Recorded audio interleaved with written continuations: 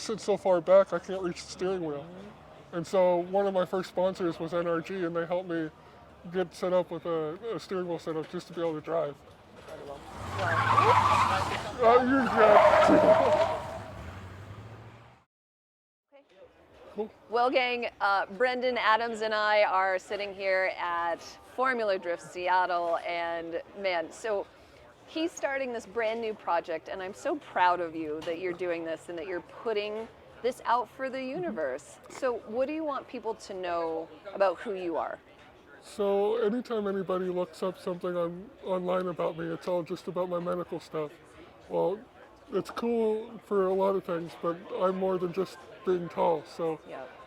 I want to show more of what I'm into and kind of use my situation to help inspire others to do what they're passionate about, whether it's car related or not. Okay.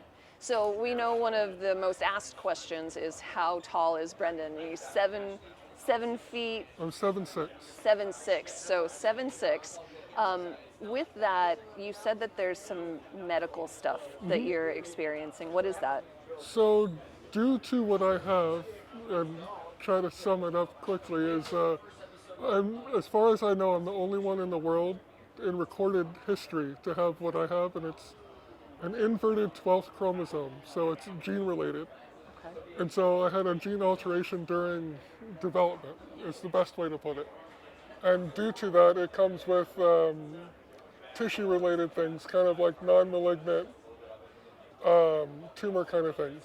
And so from the time I was born, I've had one on my brainstem that has been there my whole life and hasn't caused me any issues. But the current thing I'm dealing with right now is I have a large one in my stomach. And so luckily it's non-cancerous, but it's a very large operation and undergoing. Right. So is that going to be an operation that you have to have in the future? So I'm waiting on scheduling and things like that. So something coming up in the future is definitely going to happen. Does that mean that that tumor in your stomach is taking up a lot of space, so you find yourself that you're not hungry? So it does a lot. I don't feel like I have a whole lot of energy a lot. I can't breathe fully and just not hungry all the time. And so someone my size, I should probably benefit from eating more. Yeah, exactly. I would imagine that you need a lot of nutrition, a lot of nutrients. So I definitely don't eat as much as I should, but I try to. Right. Do you eat smaller meals throughout the day?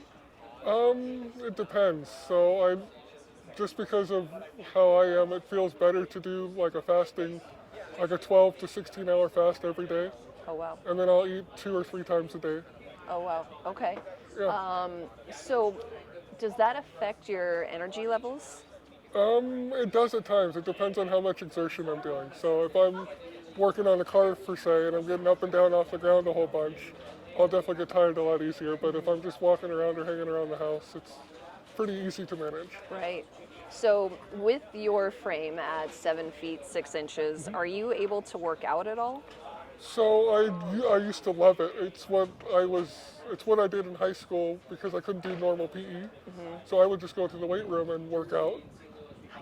And for a long time it was awesome and very beneficial, but with no stretching and with how tall I am, when I have a fall, it's a pretty big fall.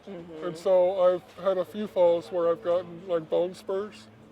And so like I have one in my elbow, and when I do bench press or if I'm doing push-ups or whatever, sometimes it gets in the middle of the joint and causes me problems. Right. So I've had to avoid doing that. So another thing down the road that I'll have to have an operation for, or see if I can't find a way to make it better.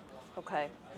Well, you're a fighter, you're a survivor, and you are totally unique, and you have a really unique vision of the world that you want to live in and all the projects that you want to undertake too. So let's talk a little bit about that. So the 2 things that I'm most excited for and that I want to share with everybody else is I have 2 car projects that I'm working on. One is a 1966 Ford Galaxy that I'm building to be my daily driver eventually. Okay. and possibly do some of the burnout shows that some of the big car shows and stuff have, like at SEMA and whatnot. And then my big project that I want everybody else to be aware of, and I'm taking any advice or any help that anybody wants to offer, but I'm doing a Ken Block and Kyle LeDuc tribute build. And from my background growing up, I was all around dirt bikes. My family raced dirt bikes, and I was never able to really participate in that kind of stuff. So Pro 4 racing is kind of my version of feeling involved with kind of the same kind of stuff that my family's involved with. Wow. But also, Ken Block is one of the biggest inspirations for the car world that we've had. And so my goal is to build, what would Kyle LeDuc build, or I'll say that again. What would Ken Block and Kyle LeDuc build if they were to build a project together? Yeah. And so I'm building an unlimited Pro 4 street legal vehicle to, at the end goal of it is to shoot a Gymkhana style video in my hometown. And then once that's done, I plan to hopefully go to Hollyfest and LS Fest and SEMA and all those other shows to give ride-alongs, and anybody that wants to put their sponsors or logos on it, I want to help try and support anybody that wants to support my project. Wow. So with these projects, what was it about these two drivers and great human beings that inspired you? Just their positivity and outlook on getting past their obstacles and stuff. Like Kyle, there at the end, was fighting his own battle with cancer, and which was really sad to me, was I had messaged him not knowing the severity of it, and surprised me, and he actually got back to me and mentioned that he wanted to be a part of the project. And then come to find out about 2 days later, he passed away. So I'm driven more than anything to make this project happen, to help support what his message in life and everything is no matter what kind of obstacles anybody has, if your dream is big enough, it'll prevail over everything. So. I love that. And do you have any support, or have you made any contact with the families? So I'm waiting to hear back from Amber, Kyle's wife, and I don't want to push it too hard or anything and give them time and whatnot, but I would love their family to be involved in the project any way possible. I definitely want to run Kyle's numbers on the truck, and so I want to talk to them about permission and stuff like that. So, Okay. yeah. Incredible. Well, with your height, I would imagine that fitting into a regular car is quite an ordeal for you. It is. Do you have to make that specialized, like a specialized seat? So, typical Pro 4 trucks are single cab, short trucks. Yeah. I'm not able to climb in and out of a window of one. So what I'm going to do is I'm going to take a steel cab, extend it, so a steel body pickup truck that's extended cab, and we're going to put that over the top of a Pro 4 chassis. So it has working doors. I can still have window, AC and stuff like that, but I'll be able to get in and out of it and just move my seat into where the back seat is. Amazing. Yeah. Wow, amazing. Yeah, I'm just picturing. Yeah, I'm so picturing all that. my daily driver that I have right now is a 2004 Silverado, and I took the back seat out and just moved the driver's seat back.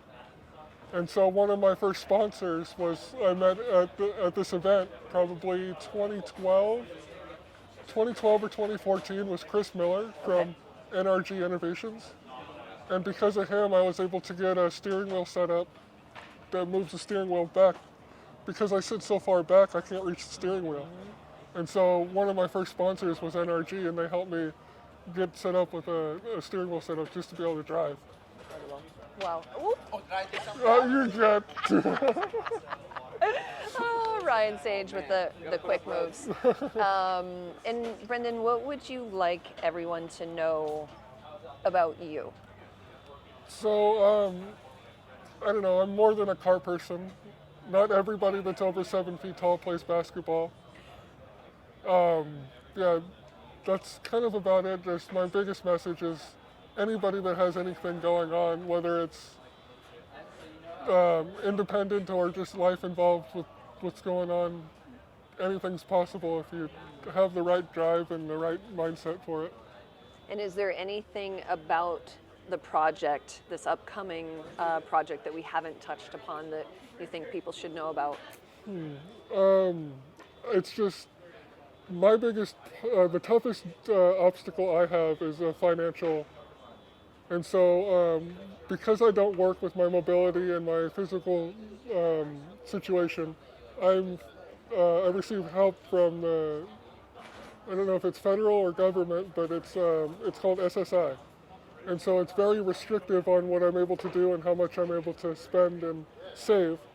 So this project that I'm doing is kind of based on views and people that want to help out. So Okay. anybody that wants to help or donate towards it, they can try to get a hold of me.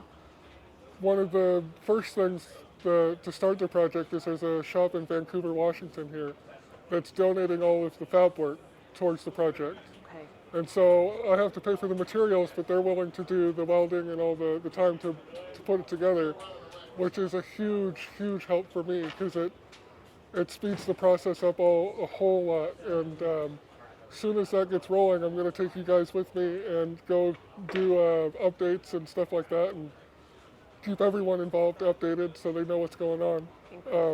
I'm just not going to be able to post a whole lot just because money's really tough. So it's as I'm able to afford things or get parts for things, I'm going to be able to do updates on stuff. Okay. Amazing. Yeah. Amazing. It's so great being able to chat with you. Well, I couldn't thank you enough for doing this. It's an honor. So thank you for asking me to be involved. And so for everyone, subscribe, like, share. Let's get this project off the ground for Brenden. And again, it's a wonderful mission. So yeah, let's make it happen. Once again, I can't thank you enough, and I can't thank everyone else enough for watching. So until the next video, I think that's about it. Okay. Great. Thank you. You're very